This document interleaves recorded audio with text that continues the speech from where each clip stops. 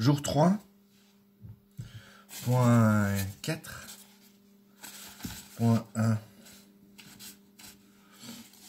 Granville, le 10 du 1 2022, texte en écriture automatique et en lecture instantanée.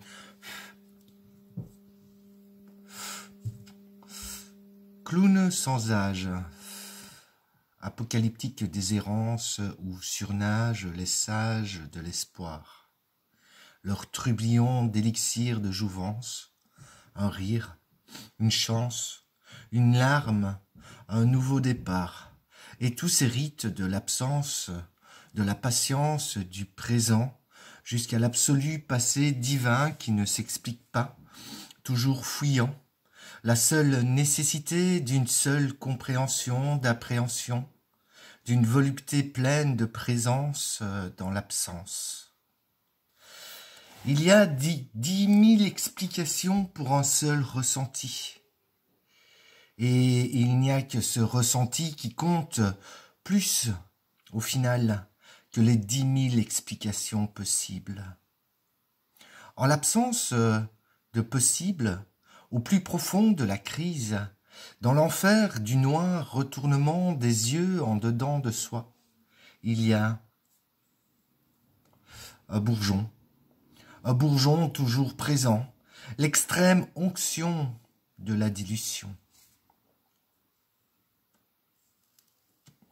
Ça ne mange pas de pain, ça ne fait pas de mie, c'est juste unique, une pièce unique, un engrenage d'un grand tout, une complétude à elle toute seule, englobée dans une autre complétude. Seule, l'imaginaire est son horizon, et l'illusion est sa prison.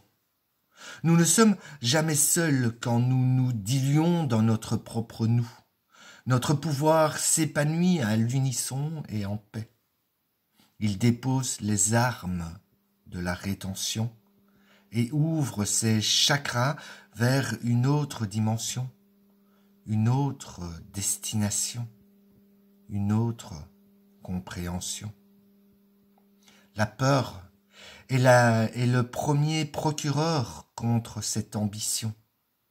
Il nous faut la lester et la jeter par-dessus bord de notre personnalité, car ce personnage alité et ce jeu est un autre, et personne ne peut être sage et alité en même temps s'il entre avec moi en dilution.